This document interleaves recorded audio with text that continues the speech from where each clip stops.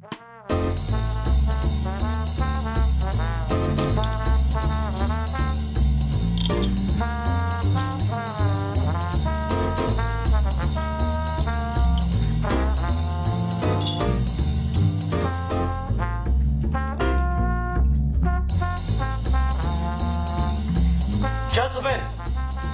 the time has come once again to discuss things. It is I, the one, the only.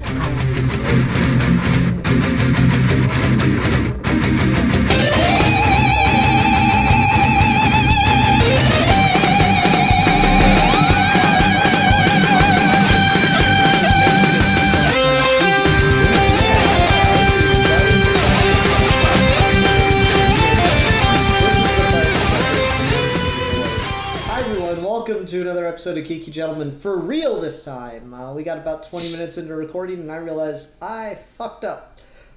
So, I'm Sid Part 2, the fuck up. Joining me today is... The Comics Kid 2099. And Geek for Fun, the God King. The God King. Nice. Humble. That's what I like about you, Alfie. Humble.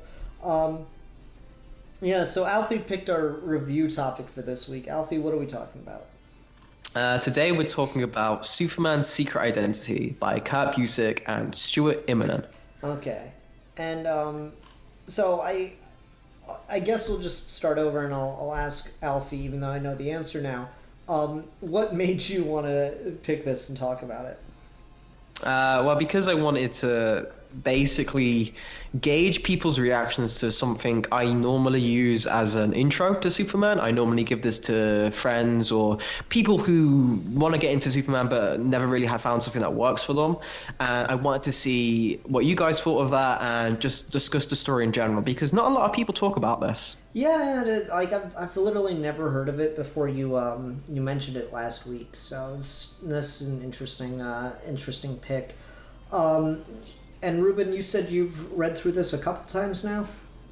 Yes, I like it. I'm kind of surprised that you said you've never heard of it before, because a lot of times maybe it's just that Superman doesn't have as many, this is, iconic story.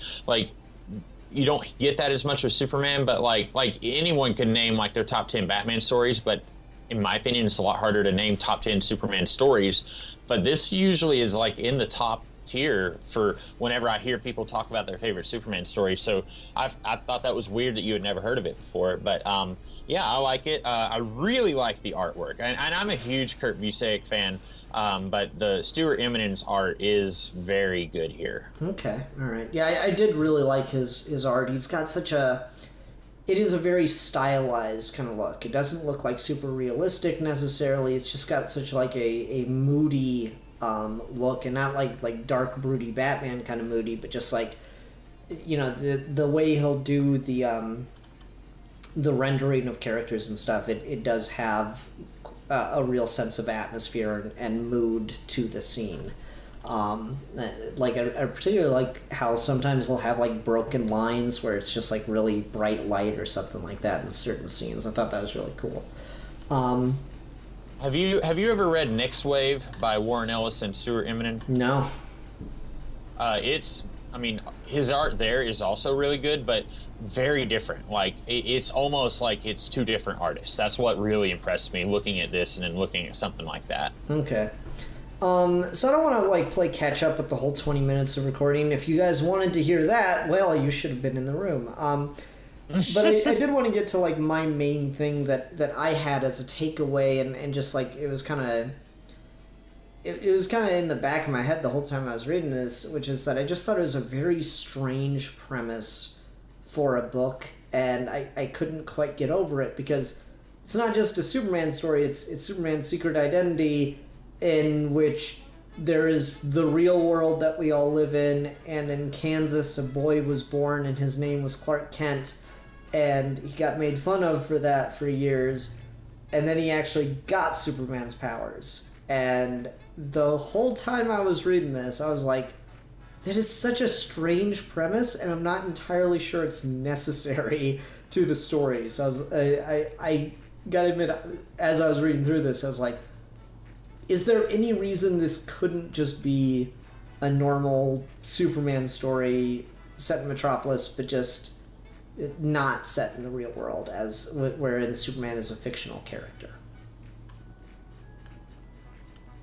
Right, and for anyone who's like read the Elliot S. Maggin issue, this is obviously very similar to the origin of Superboy Prime.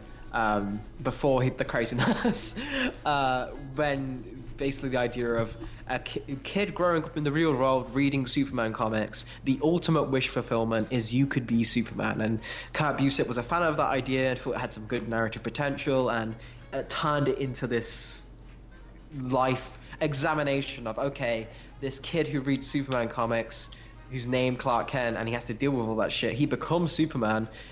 Apart from just doing the Superboy thing, what happens when he's in his 30s, when he's in his 60s? Like, what would that guy's life look like in the real world? And this is what this book tries to do, and I really appreciate it for that, because you get Superman a lot of the time, and you normally get him when he's very young, when he's a teenager, and when he's an adult.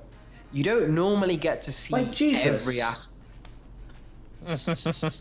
You even get him. He's usually canonically like early 30s, and Jesus, for most of the New Testament, was 33. So yeah, it lines up perfectly. Even more correlations between those two, but like, yeah, is like his Jesus years. This is a more complete story of, hey, there's more to Superman aside from his origin and his death.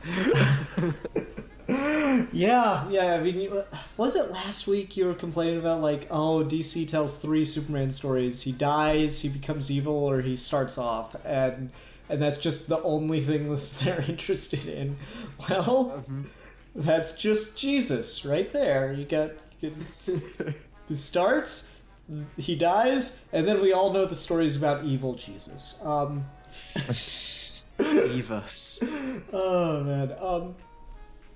No, so like, it is. I gotta admit, despite like knowing that Busiek was kind of in the background, like secretly scheming to do this Superboy Prime story, but not have it be Superboy Prime, but just kind of run with the same premise. Not knowing that, just reading it on its own, I was in such a weird place with this, and it did just kind of like linger in the back of my head the whole time, and I honestly felt kind of dumb because I didn't, and I'm not sure if I still do now that I know that I didn't understand the need for it to be set in the real world. I was really interested in that because it didn't connect with me so much, but something you said, Alfie, about what the fact this is so focused on character. Yeah, because we're stripping away the superheroic elements. We're stripping away the DC universe elements, and we're getting versions of Clark Kent and technically Lois Lane, but she's Lois Chowderheart or something like that. A name I can't pronounce. Please forgive me, but like, it's those characters in spirit and what their relation is to each other, without the trappings they have to have in DC Comics to be long-running characters. Like, this is basically taking them out of that and letting them age and letting them grow and be happy and have families. And we kind of get that more after they introduce John, but even then, Superman's never going to be like a 50-year-old man in the main continuity. Like, it's not going to happen on a narrative basis. But in a story like this, and most Elseworlds, you can tell that story. And I really appreciate them doing this for Superman, because I feel like he has such a unique perspective of the world, where even in this, when he's not an alien, he still feels exactly like an alien, because his powers are what make him different. Yeah, that was one of the things I was really impressed by. They even make sure to talk about it, how his powers give him such an outsider perspective on humanity, and that's something that I think Superman does have, and it's in mainline continuity, or mainline Superman, he's got kind of this outsider perspective on humanity, and at times he feels really bad for that. And I find that interesting, and here it's played up more as like something he's kind of anxious about, because he's worried that's what's gonna out him.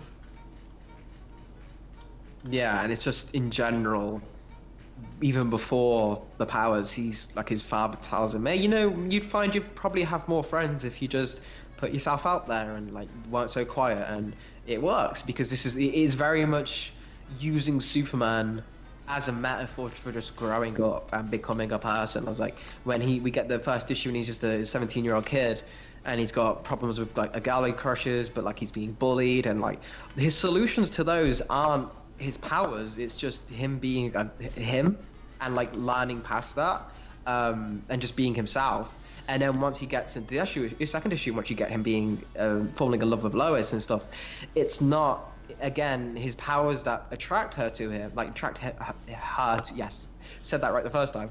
It's him not being so paranoid about her finding out, which again is a Superman thing, but it's just brought to a more real place of he's not worried about Lex Luthor like attacking her or anything. He's genuinely worried that the government tried to dissect me. Is it responsible of me to ever let someone in my real life? Because holy fuck, that's terrifying. And I did like the timing around that. It's like he's ready to tell her, and then he gets kidnapped by the government. You know? That shit was kind of crazy. And like surprisingly dark. Like they show like the babies. Yeah. And that does not go away. That is there for the rest of the series. He's just every so often he'll just mention, and those babies. And it's like, I kind of want to buy this guy a bottle of scotch or something. But then I think about the babies. And I'm like, God, dead babies will really do it to you, huh? I mean, Jesus. There's another reason why this isn't in mainline continuity, because I don't think you could get away with that in a regular Superman book. I mean, you could get away with it in Batman easily. Like, dead babies are just another part of Batman's week. But yeah. Yeah, I tend to agree with you there.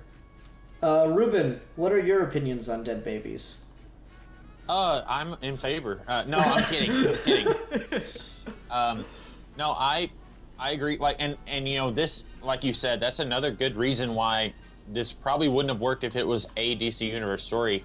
I liked, speaking of the guy, the government agent guy, I liked that eventually when they're both old men, he comes clean and says, look, all that stuff, that wasn't me. Like, I came in later. And like, it doesn't, the government still, one thing I do like about this, there's no closure there. Like, the government is still kind of evil and sinister at the end. Like, it doesn't, Superman doesn't topple the government, and it's not a happy ending on that front. Like, that's still there. Like, presumably, if he just came forward at the end of the story and said, hey, I have superpowers, they probably would, try to bring him in again or something. But like, I like that doesn't get resolved in that way, but I do like that he and the guy kind of become friends at the end. I thought that was a nice the closest thing to a wholesome ending you could get with, dead babies. Yeah, I don't know. The government thing was probably the moment in this that I felt was kind of the most dated, I guess. Comic books get in our modern age, comics get this rap of being like fucking communist propaganda half the time, and occasionally you get it and it's great, but most of the time they're fairly like well-intentioned liberal stuff from what I can tell, where it's not all bad, but a lot of it's just like, yeah, you didn't really think that one through, did you? And this, like, the role the government plays in this is probably, I think, the biggest problem I had with it, outside of just being kind of perplexed by the premise. Because it's like, all right, I'm willing to be an agent for the government in times of greatest need, but I won't be used by them for political purposes, yada, yada, yada. And, like, then the first time he works for the government, they use him for political purposes. And, like, that's got an anti-establishment feel. I don't know anything about Busiek's politics, but it's got a very, like, it just has a very liberal feel of like you can't really trust the government even when they do something good. It's to serve their own interests. But yeah, as I was reading that, I was just like, man, that's kind of the problem with putting Superman in the real world, because I don't really see any reason that Superman shouldn't topple the government. And maybe that's really fucking cynical of me, but like, he's well aware of it. He's got, factual evidence that they kill babies. It's kind of weird for him not to be, for him to be so like passive toward the government in this way, and to even be willing to work with them just to get them off of his back.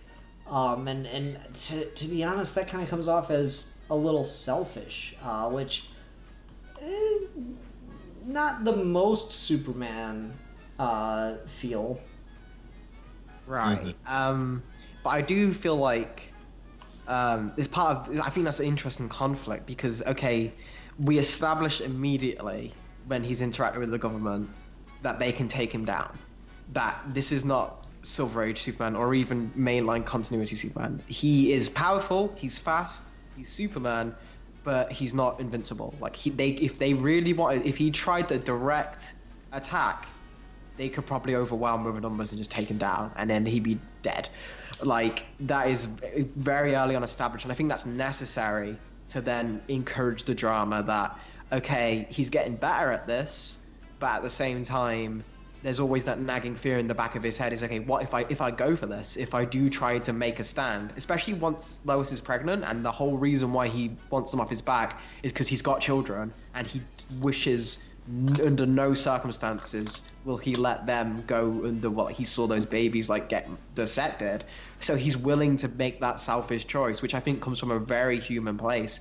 And something, if Superman, I feel like if actual Clark Kent was here, and he was under this power set, and the government had the means to take him down, and he was worried if John would be dissected, I 100% in a heartbeat think he would work for the government just to get him off his back, and in the capacity he did, because he's not exactly doing criminal acts. He justifies it to himself that yes, I'm stopping a otherwise deadly nuclear threat, but he's not happy about it either, and he still fucks with them, and throughout the whole time he's still never fully on board with it. And I feel like it makes it more interesting because, again, with any good story, the best way to get more out of your character is to put them in the place they at least want to be. No, I think that's fair. And I mean, he's certainly not Ronald Reagan's go-to. He's not John Byrne Superman. Yeah, he's not like Dark Knight Returns style Superman where he's just a puppet of the government. I'll definitely give it that. I was really kind of tossing and turning on that issue, and you're right. It does create good drama. It does create this adversarial thing, and it's this reasonably realistic take on if he wanted to still be Superman, and yeah, you're right, by making him vulnerable to a point, to a fault, it does work. It's weird to read this because it's it gets to pick and choose with what it wants to keep from the comics and what it doesn't. One thing I was really surprised by was when he's in the comics, Superman gets his powers from the sun. I tried going to the sun. I got a really good tan. Mm-hmm. I was oh, okay, that's a little late in the game to introduce that, but okay. Because you just...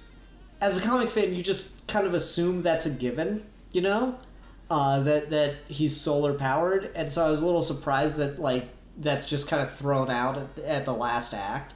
But it's just it is very much the case that he is a weaker Superman, and I'd say he's about as strong as the story needs him to be. When he talks about 10 years ago, I could have juggled these gigantic boulders and yada yada. That seems maybe a little more Silver Age Superman feat level, but, I'll give it a pass. But you're right. I think the vulnerability does help add to the drama and make it, somewhat justifiable. I kind of liked the depoweredness of it.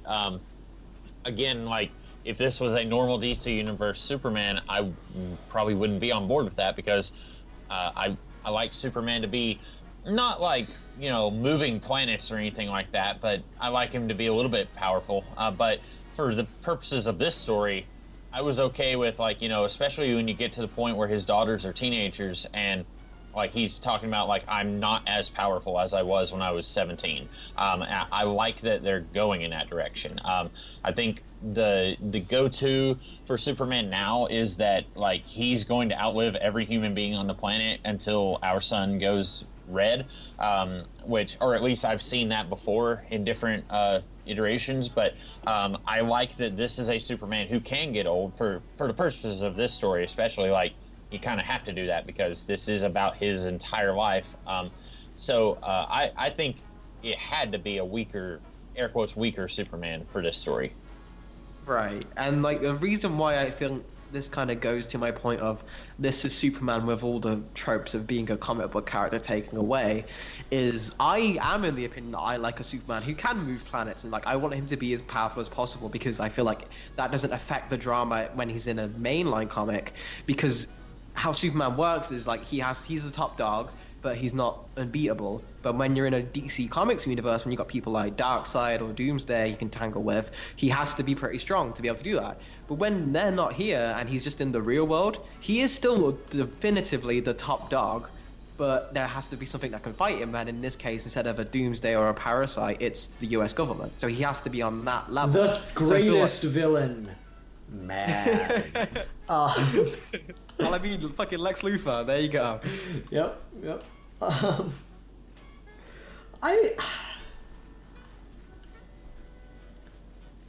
Is it?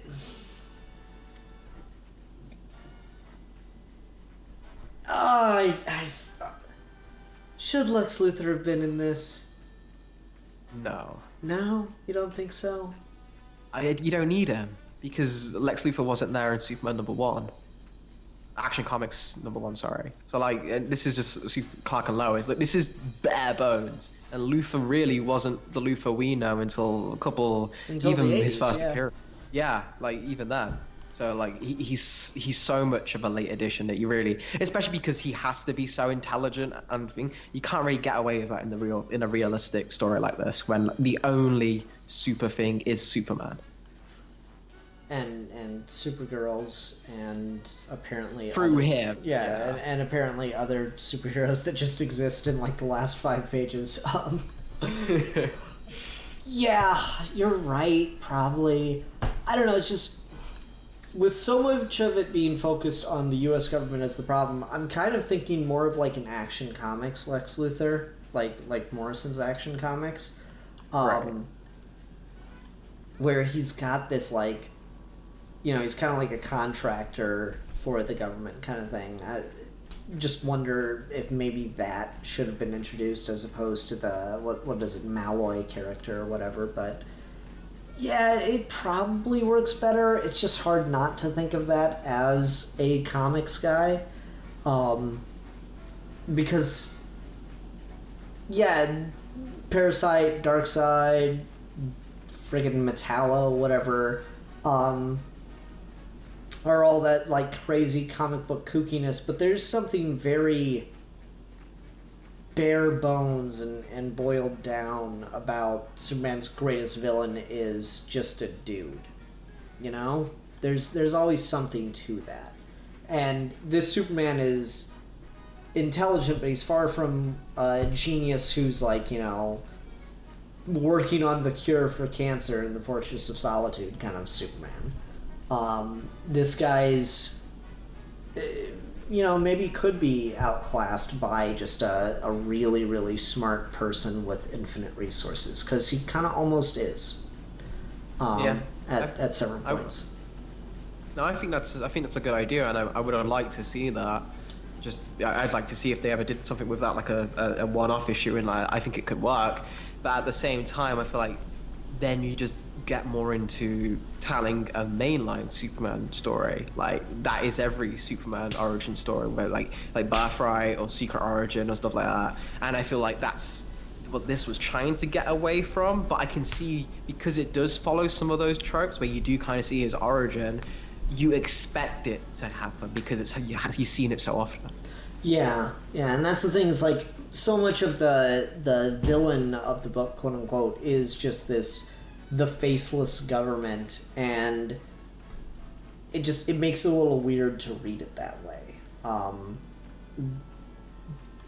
In some ways, as a comic fan. Now, you said you hand this to people that don't really like Superman. Do you hand it to people who aren't comic fans, or do you hand it to people who are comic fans that don't like Superman? It depends, because normally it's a mix of both. Like I've had a friend who just didn't like superheroes in general, and I gave him this because I said, this isn't really a superhero story, it's just got the powers. It's like, and how would that work? And he came away liking it, but he didn't like Superman either. And then I gave it to a comic fan who specifically only hated Superman, and like we would go in arguments like back and forth back in like what would be high school for Americans.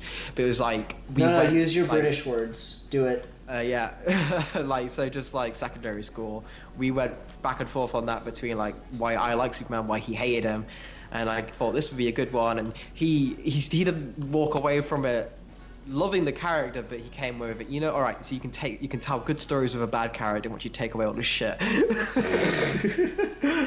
That is the most backhanded compliment ever. Yeah, but I took it. I'll take anything. Ruben, you've been surprisingly quiet on this one. I figured you'd have more of an input on this book. I like the book. I'm having trouble articulating things to say. Like, it's a really good story. Like, I agree with Alfie 100%. I don't remember if this was when we were recording earlier or in this one, but this is, for me, like, I easily top 5 Superman stories. Oh yes. But it's so hard for me to find things to talk about with it. Like, it's the premise, I think, is just exploring a guy's life. And we've seen movies like that before, right? Where it's like, you start with somebody who's in high school and you end with them where they have kids of their own. Like, I can't think of any right off the top of my head, but like, we've seen movies that kind of explore an entire person's life. This is that. It's just he happens to have superpowers also. And I wouldn't quite go so far as to say that the powers are incidental, because like you said, the government being a sinister, shadowy force is a pretty big part of the book, but it never loses sight of this is about this guy and his life. It starts off in high school or secondary school, if you will, and then like he gets to be a journalist and meets Lois, and then like he has kids, and I like that we get to see that progression. And like you mentioned earlier, like we will never get to see Superman in his 50s in the mainline continuity, and that just makes me sad, because like I love when this is a little off topic, but like I remember when in between, it was sometime after the Avengers movie came out, and they announced that the Winter Soldier would be set 2 years later. And I remember being really upset, because I like the idea of comic books. I like the Marvel Universe has been around since 1961, but it all takes place in the span of 15 years. I like cramming all of that stuff into a short amount of time, and I was disappointed that we weren't doing that with the movies. But now I kind of also really like the MCU, where we get to see this progression of events where characters are growing and changing, and like characters being older is impacting the plot. And so now I'd love to see a story where Superman's in his 50s and he's struggling with I'm older now, and like Lex is dead, but like I've still got all this stuff going on or whatever. Like I like this story a lot, and it makes me think of, man, it'd be really cool if I saw something like that in I guess kind of like what you're saying, Ian, like if we saw something like that in a mainline DC Universe book. Oh, dude, you have no idea how many people I would kill for a Clark Kent is retired and John Kent is Superman now book. Mm-hmm. At least 8 people, maybe 9. I would brutally murder them in exchange for that. If anyone could set up that deal for me, let me know. We will do a 2-for-1. We'll get that, and then the twin book will be the Damian Wayne Batman book. Yeah, exactly. And Damian's just over in Gotham. Okay, like, I'm sorry, Alfie, because this has absolutely nothing to do with this book, but it's something that's kind of been in the back of my head. Can Damian Wayne just get a good future as Batman, or does it always have to be a bad future? It always has to be a bad future while he's Batman, but it can be a good future once he meets Terry McGinnis. Okay. When he's in like his 70s and his 80s, and then this little punk redeems him. I don't know if I agree with that. It's an interesting take. I kind of like the idea that Damian can become Batman and it not be a goddamn hellscape. That he kind of got over that part, but okay. All right, fine, fair enough. We'll have to talk about that on our own sometime. It came into my head. Shit. Oh yeah, John Kent Superman. Yeah, like there is a lot of meat into that idea of exploring the idea of these characters as a legacy, and I feel like that's just the thing that it's really unfortunate that we'll never get it. You know, it is very, very unfortunate that will never be a thing in modern comics, and maybe I'm wrong, but you know, I don't really go to a character to pick up their great-grandson. We've probably done everything, Ruben, you correct me if I'm wrong, we've probably done everything we're ever going to do that's halfway interesting with Charles Xavier and Magneto. And I know what X-Men comics are, I'm never touching those with a 10-foot pole, but like, if I ever read X-Men, I really don't want to read about anyone else besides Professor X and Magneto in those particular roles, you know? When I was getting into comics, Dick Grayson was Batman, and I was like, oh, I'm not going to read mainline continuity then until Bruce Wayne's back. Guess what? Like, the first regular mainline book I picked up month to month was Return of Bruce Wayne. There's something to the idea of the new reader is not going to be interested in anything that deviates from the iconic version of the character. But it's unfortunate because that traps the characters in this perpetual place where they never really get to grow or they never really get to reach an end, and a lot of them probably should. There are very few characters that I think should actually be functionally immortal. I think Wonder Woman should be, because that fits more with what her purpose is. I don't like that Superman's functionally immortal in a lot of things. Really? No, I really don't. Superman 1 million is really cool and all, and it's a cool idea, but at the same time, I don't need it. It's fine. Just let him get old and die. Well, I feel like my thing with Superman with that is, and maybe this kind of goes into this, is you can tell that story with, like, we see this kind of thing, we see even in All Stars, like, implied, but there is, I feel like because he is superhero, like Alpha, he is the superhero, I feel like getting old and dying is way too small an ending for him, and I feel like dying in the heat of battle is too small an ending for him. I like the stories, like my favorite endings for Superman there was a online book called Adventures of Superman, and there was a story in that where it started from a Superman in 1938 and he lived all the way until the heat death of the universe, and it was just like the message of it was he'll be here looking after us forever because he's just that guy. I really like that message, and I think that suits him as a character and what he's about more than he got old and died. Maybe. Go ahead, Ruben. I was going to say, you may want to put on your earmuffs because I'm about to mention Alan Moore.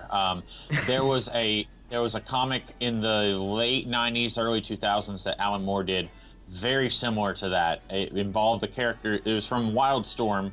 It was the Mr. Majestic character who is kind of Superman with a fresh coat of paint, but that story was exactly what you just said, where it's the end of the universe and there's like 5 people left as like all the stars are starting to go out, and it's very similar to that. So if you ever find, I don't remember what it was called, I have the issue somewhere, but anyway, if you like that kind of thing, I would recommend that.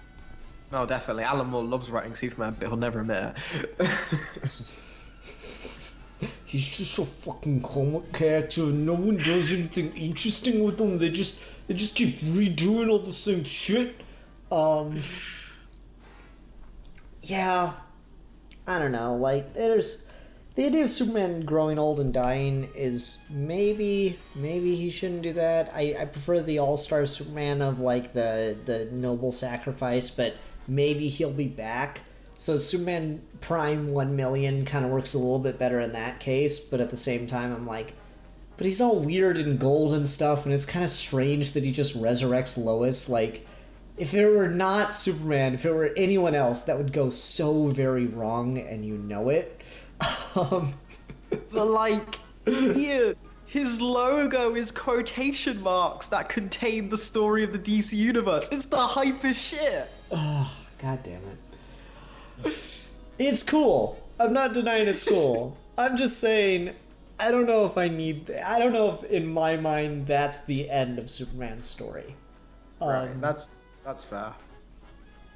I like the idea of kind of like passing the torch stories a little bit more. And maybe Superman's the one that shouldn't, but I don't know. Well, even then, maybe it ties into this is we get a Superman who grows old and he still passes the torch to his daughters in this, which is like a nice encapsulation of that. But even with Superman Prime 1 million, he leaves after Lois dies of old age, and then his heir saves her for a while he patrols the universe for a couple million years, and then when he comes back there is a whole legion of super people. So I feel like you get to have your cake and eat it too with that, is where you can have, like, my ideal thing is Lois dies of old age, Superman decides to kind of go on all right, Earth is kind of in the safe hands with John, I'm gonna try and find some meaning in all of this, do some exploring, retire basically, and John gets to be Superman for a bit. And then millions of years pass and he comes back and he's like, oh, hey, everyone did a great job.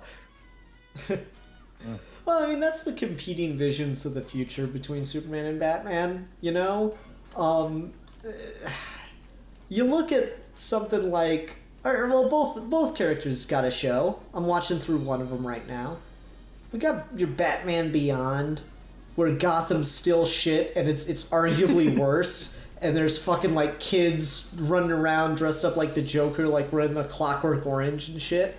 You know, it's pretty fucked. It's pretty bad. The world needs Batman again.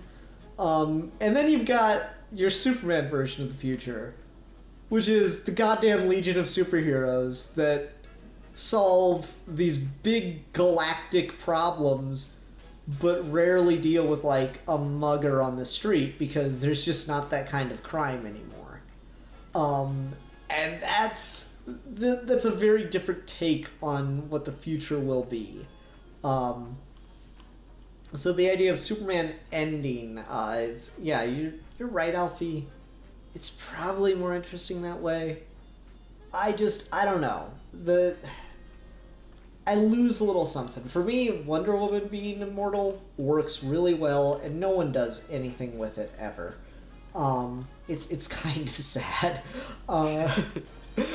But Superman being immortal, something about it just feels so off of his roots. I mean, he is, end of the day, he's a fucking farm boy. And once like you throw in the immortality thing, I'm kind of like, I don't know. It doesn't work for me.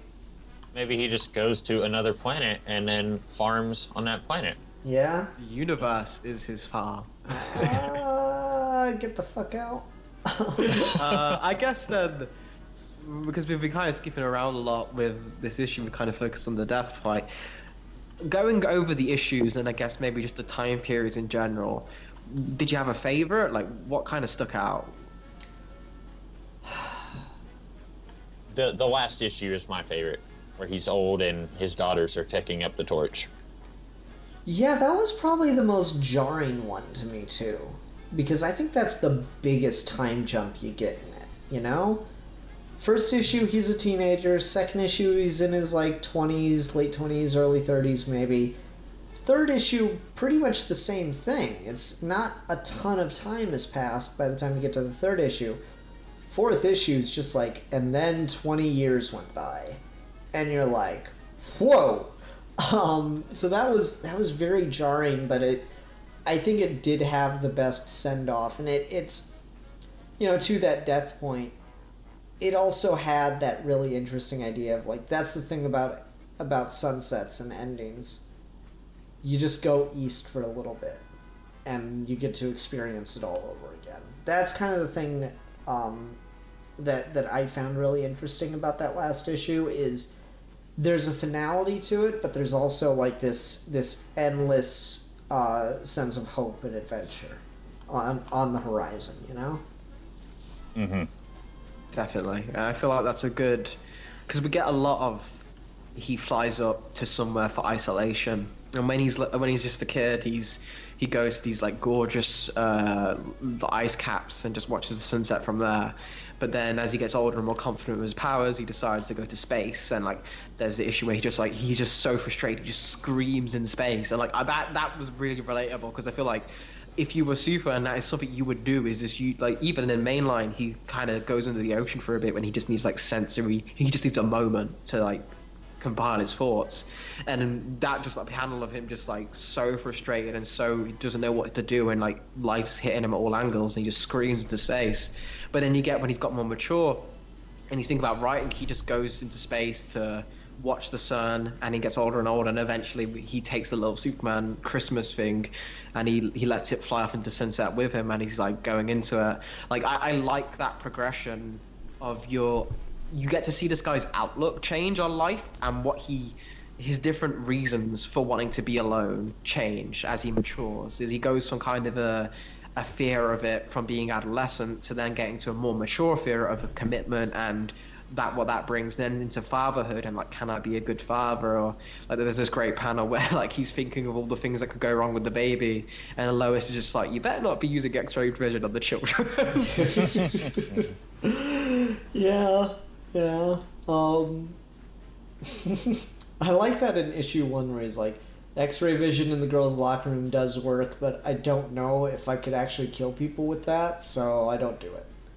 Yeah, it's like we're in the same perspective as this guy, because he comes with it with, he's not a comics fan, so he doesn't have as much, but he's been given enough gifts. He's got a cursory knowledge of like, okay, these are the basic Superman tropes. So the whole time he's going with the assumption is, how close am I? Like, can I like legitimately I would be scared to charge to the sun, because if you fuck that up you could die. Like, would you fly into space if you had superpowers? Would you risk it? Like, fuck. Yeah, like maybe I can get there, but like, can I breathe in space? Am I that version of Superman, or am I like Justice League Unlimited version of Superman where I need a mask but no like or I need like a little air tank but no like coverings? So I'm fine, I just need to be able to breathe. There's a great issue of No Man's Land where Superman's just chilling in space, just like sitting there floating, and then like fucking ice starts to build up all around him until he needs to move, and then he just breaks through all of it in a second. And you just got like this ice sculpture of Superman floating in space. I like to imagine there are a couple million of those. Like they're in the watchtower base, and then just like a loud crashing noise, like, what the heck? And it's like, Superman, clean up your crap, stop with this. This is why Lex Luthor really hates him. He's like, I don't care that you're an alien, I don't care that you supplant me, you're a litterer. Yeah. I don't know. There is something to that though. Alfie, take us. What was your favorite issue of the series then? I don't know, because when I read this, like, I've read this like 10 times at this point, because it's just something I go back to now and again, just whenever I'm feeling like melancholy or perspective-wise. But for where I am right now, I think the second issue is probably my favorite, just because it spoke to me a lot about just like when you're in a relationship like that, but you meet a person and you've got all these worries that you're like what you will do will bring them something cool. Like there's just like a lot of. I thought it was really well handled how Clark's voice was in this, where you're in his head this entire time, and you get the whole full pangs of, oh yes, he's totally head over heels for Lois here, but at the same time, he's always got that underpinning of, oh shit, will I fuck this up? Can I fuck this up? Can I get close to people? I've had relationships before, relationships end, it's no biggie, and he's trying to justify it to stuff like shit like that is so real, and I really, really appreciate that in superhero fiction, because I find a lot of the time that written, especially in most modern comics, is being like no disrespect or anything, but being general, most comics are just like disposable entertainment where like they're not trying to say something or do something, really just like having a good time, and I think that's fine. But when you get those comics that do kind of come from a real place, when you can tell the person writing this felt that at some point, that just like really makes me feel something a lot more impactful and makes me appreciate the medium a lot more. So that part, and I'm sure as I get older, the other issues might take more precedence for me, but for where I am in life right now, that's where I kind of felt the most like impact.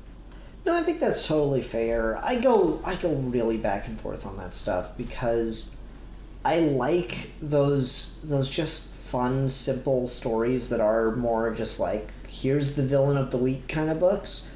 But I'm always blown away, and I always love it so much when you get that like really, you get that story that you can tell is special, those really do matter, and we're so lucky that we get any of them half the time, it feels. So while this story in particular didn't necessarily do that for me, I think a lot of this one was more just kind of like intellectual curiosity for me than it was like really emotionally impactful. I'm glad to know, and I can definitely see how this would be something that has that effect on you. It's just like I feel like it, especially for Superman, is that perspective of just a guy in this where he's not inherently the most hopeful person, but by being Superman he learns that. That really like just like, okay, wow, that's justifying a lot of comics to me. But what about you, Ruben? Like, did you have any takeaway for that, or were you more like on the inside where it's just like you can appreciate it more like intellectually as a good piece, or just in general? I am a weird emotionless robot most of the time. Any story where I know people who are just like, I'm people said that they cried with Avengers Endgame. I did not cry, did not shed a single tear. I'm almost always, when I look at any story, I'm looking at the mechanics of it, and like, almost like a math equation, like, okay, this is, they tell you in school, like, you write a story like it's a little pyramid, like, start down here, then you go up here, then you go down here, and like rising action, falling action, and all that. And I look at it almost like a math equation. So for me, I appreciated how well told the story was, but I didn't necessarily, emotionally, it didn't like, it didn't hit me in the way that I think it would hit other people, but, other people really let these kinds of things get to them, and I usually am a black-hearted robot, like I said. But I do think that for people who are not me, and they do allow themselves to experience emotions, I think they can, you could read this when you're about to graduate high school, and the first issue is really going to resonate with you. Like, when I was in high school, I thought like, oh, I'm the weird nerd that no one likes, and everyone else is, off in their own world. But like, really, everyone in high school has got crap going on. Like, there may be people who treat you like garbage when you're in high school, but everyone has got their own stuff, and like, they've all got problems. So like, anyone in high school could read the first issue, and this will hit them in some way. And then, after you've graduated college and you're trying to find a job in the air quotes real world, then the second issue is what's gonna hit you in a certain way. And then, like, Ian, you got married within the past year, right? Or you 2 years. 2 years. So second wedding anniversary is in 10 days. I better go get that thing scheduled. We're just from huzzah! We saved the day. You're my Superman, Ruben. Yay! But like, you know, I don't know, like someone who's thinking about, you know, starting a family, like, you know, you got your first house relatively soon, or you know, pretty shortly after you got married, right? Oh yeah, we waited about a year.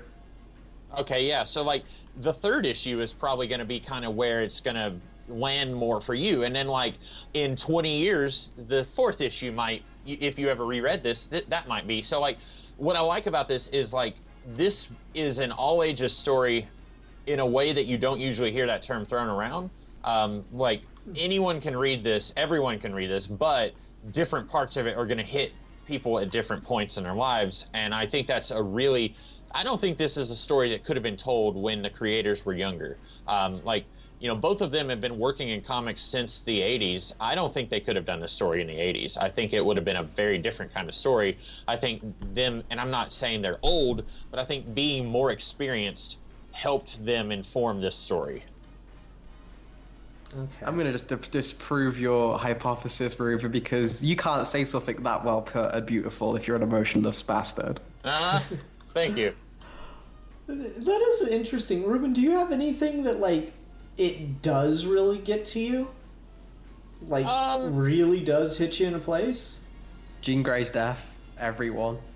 Oh, yeah. Each time it happens, I'm just, like, on the floor in tears. No, when I was younger, I remember this. Someone's going to make fun of me. I remember crying when Tom Hanks lost the volleyball in Castaway. Okay. But I don't know why. Like that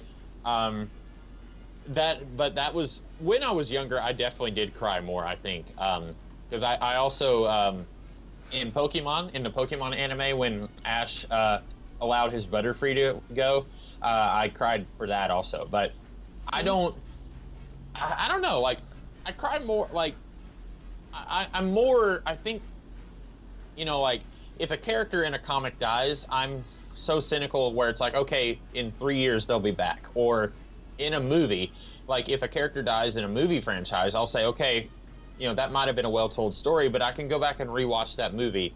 You know, I'm more apt to get emotional if something happens in real life. Like for stories, like you said earlier, Alfie, like it's entertainment and it's disposable entertainment. So I'm very unlikely to get emotionally invested for something that I'm going to escape from the real world. That's interesting because, like, for me, there are moments where I think about, like, lines from things and I get, like, choked up just thinking about it.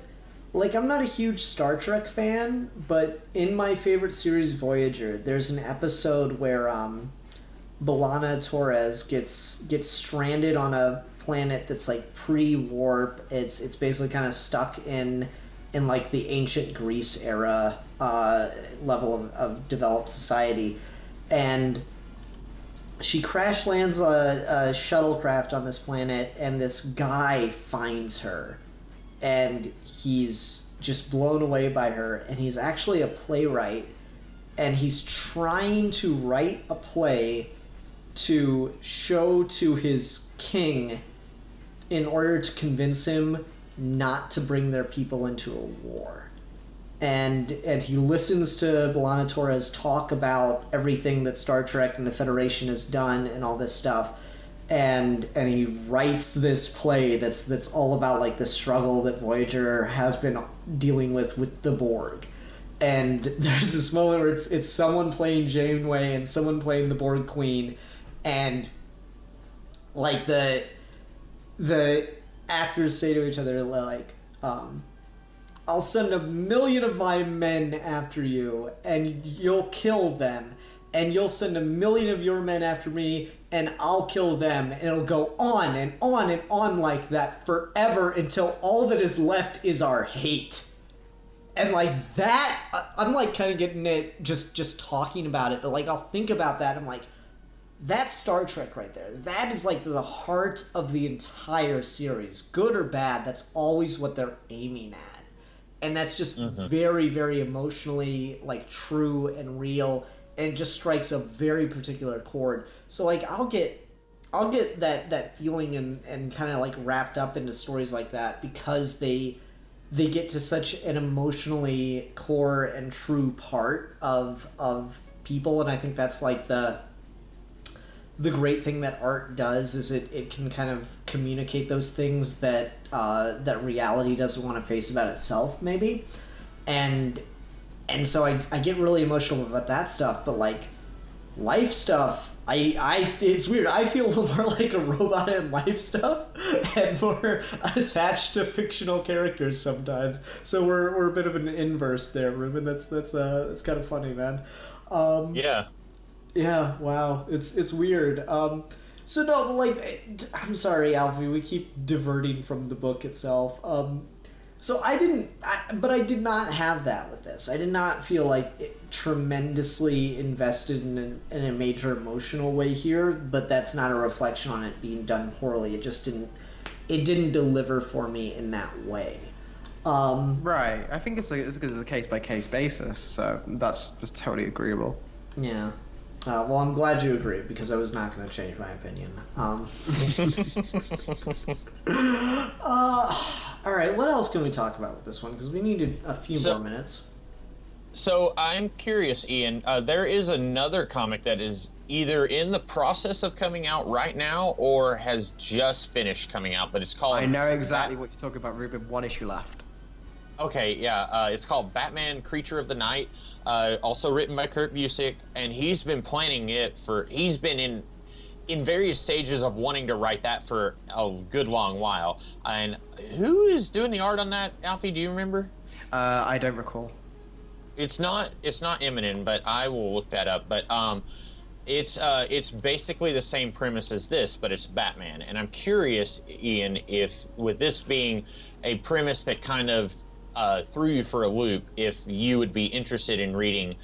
It's John Paul Leon is the artist. If you would be interested in reading basically the same thing, but it's Batman. I mean, that stuff can work. I find it funny that that's coming out and we're about to get Superman Year One. Like they just keep trading premises back and forth. I mean, that could be interesting. I'm always willing to give something a shot. I think I remember hearing about that, but like limited series in comics for me always seem to bug me a bit because they're harder to read in single issues. Maxi series, 12 issues, I'm fine, but 6 and less really start to bug me reading them month to month because they are so much more of a complete complete story that it feels like you're waiting a month between reading chapters of a book, you know? Mm-hmm. So, like, I feel... Oh, go ahead. I think I remember hearing about that coming out, but when I realized it was going to be, like, this really limited run, I was like, okay, let's just hold off on that and read it when it's all done. I hear you, because that's how I am just with comics in general. Like, I had to... It's been about 10 years since the local comic shop I used to go to every week, they closed down in 2009, and that was... Like, I had been looking for a way to slowly transition into just getting trades, and even then it's not a perfect system because like if you're reading Tom King's Batman run, if you get a trade and then 6 months later you get a trade, like it's still a lot like reading chapters of an ongoing story, but I feel like it's a better solution than reading one issue a month and then like I forgot what happened, it's been a month since I read this or whatever. Mm-hmm. So yeah, I totally hear what you're coming from. And for what it's worth, anytime I continually find myself going, what the fuck happened last issue? That's like right when a book is about to drop for me. That's like when I'm like, okay, time to get something else because I can't even remember what's going on issue to issue. I had that with like the Doctor Who Titan books. Those were terrible. They started off so well and then they got terrible. But yeah. So, I don't know. I might read the Batman one. I've got a lot of trades to work through right now, and I'm trying to, broaden my palette of comic books a little bit. Like, I'm trying to get all the Unstoppable Wasp stuff because I really like that. Hey, look, a legacy character that can actually be a legacy character because No one gives a damn about Ant-Man and the Wasp.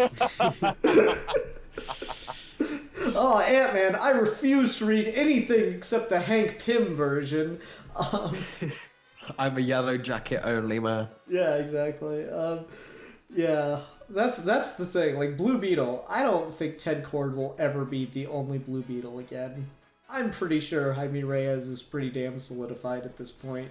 It's funny you say that. I was just watching Young Justice Season 2 last week, and I don't have anything against Jaime Reyes, but I've never been able to latch onto that character. I really like Ted Kord, and I don't mind there being other Blue Beetles, but I do miss the days when it was him and Booster dicking around in the Justice League headquarters. You should definitely read Heroes in Crisis. Is this a? I feel like that's a trap. It's like a good section of that book is Booster Gold and Ted Kord hanging out. Okay, I haven't read it, and I don't know if this is a spoiler, but I was just thinking like someone's gonna die in that book, and I'm gonna cry. And this is like the first time in 10 years that I've cried. Oh, maybe. I Just don't cried read when Injustice, then. I cried when a character died in that. I mean, I'm not gonna lie. But no, like, there's so much with legacy characters that just kind of ends. All right, at this point, we're not even talking about the thing. Alfie, was there absolutely anything that you were like, we have to talk about this before we close? Well, like, I was literally just going to bring up the same thing Ruben did about the Batman thing, because there is also a third book he's planned, which is going to be a Wonder Woman version of this as well. And he's going to get the Trinity. And I don't know what the premise of that will be, but because the Batman one isn't just the premise of this, I'm not going to spoil anything, but just kind of give the hook, is he's kind of said, okay, so Superman in the real world is like his idea of, okay, a guy who, it's a hopeful story. Like, being Superman has a happy ending. There is an encouragement for that. Like, Superman was real. It would probably be a good thing. Batman, however, is not. And the idea is, this is a guy who's reluctant because he doesn't like Superman, so he becomes Superman, learns to like it. Batman is a guy who loves Batman, but when he becomes Batman, everything goes wrong. And I'm really curious what that would apply to Wonder Woman, and if you guys would ever want to see any other DC characters with this kind of treatment. Wonder Woman is such a weird premise to do that with, because so much of her is tied to being raised on an island of women. I don't know. Yeah, I have no idea what that would even look like. Yeah. She's raised in an orphanage of women. Yeah. A monastery. Yeah. Well, like, okay, here's the thing, though. Like, I know that's just a cheap joke, but I'm gonna tell you why that doesn't work. And it's because monasteries are a patriarchal construction, and so that's a bad... It's immediately a bad idea. Thank you for being more woke than me, Ian. What if Zeus puts together a I'm just blowing smoke. No, I to answer your question, Alfie, I think Superman being the most iconic superhero, this premise works. And I have not read any of Creature of the Night. I will give it a shot when it comes out in trade, but I think once you hit those two characters, it's going to be really weird.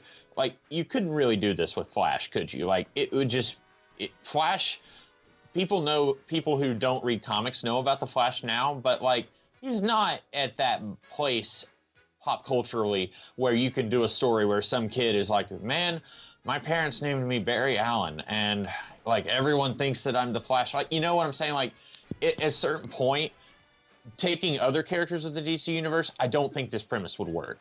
But I could be wrong.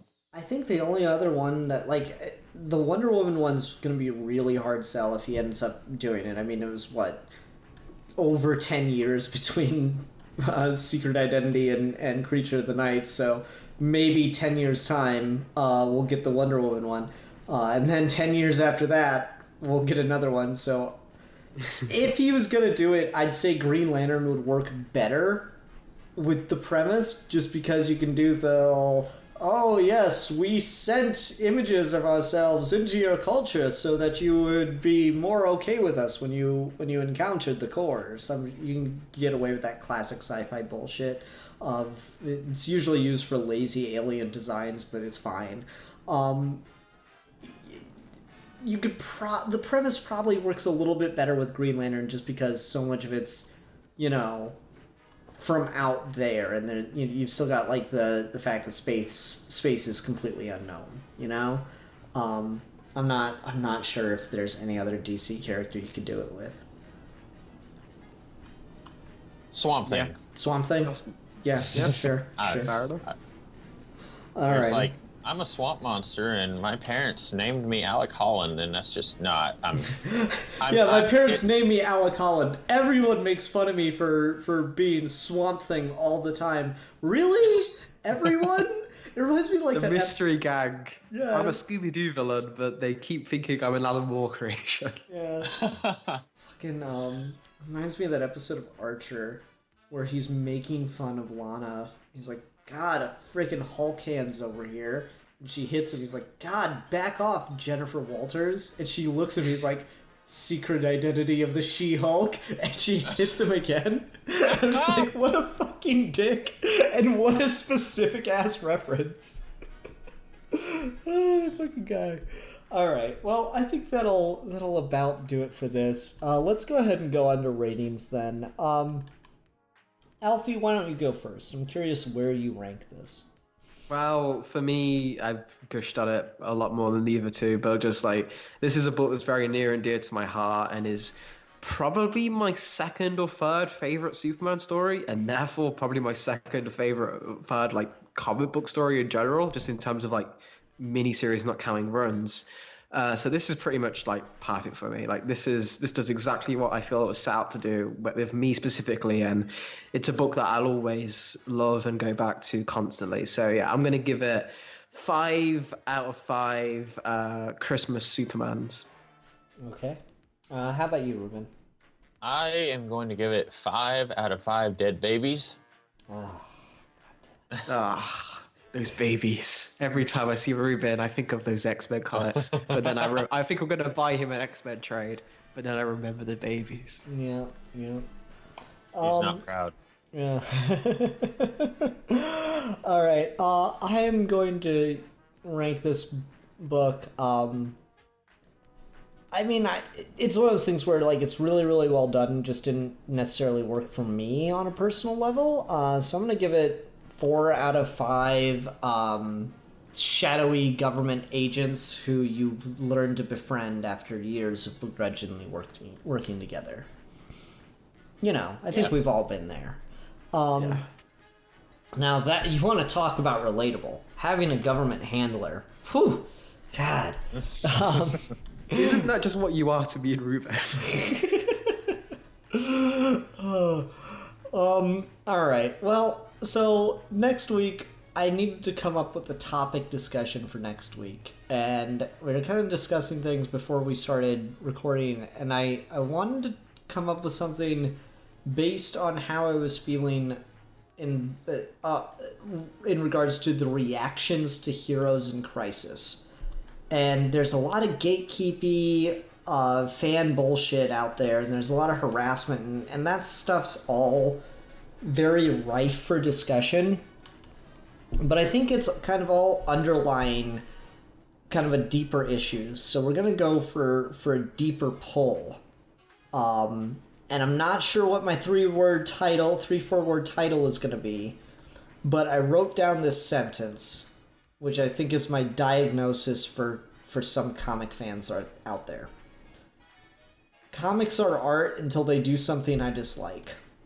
That's going to be the general premise of the video. I'll find a way to boil that down a little bit more. Like, you know, do comic fans deserve art? Might be the discussion I go for. But yeah, it should be an interesting episode. Ruben, I know you hadn't been reading Heroes in Crisis. You might want to, because I don't think I'll be able to not discuss the details of that book in the video. So I'll give you a 1-week warning on that one, bud. Okay. I may not read it, but I'm okay with spoilers on it. Okay, fair enough. All right, everyone. Thank you very much for watching. Until next time, I'm the Philosopher. I'm the Comics Kid 2099. And I'm a geek for fun. And we are your geeky gentlemen. and we will be discussing things.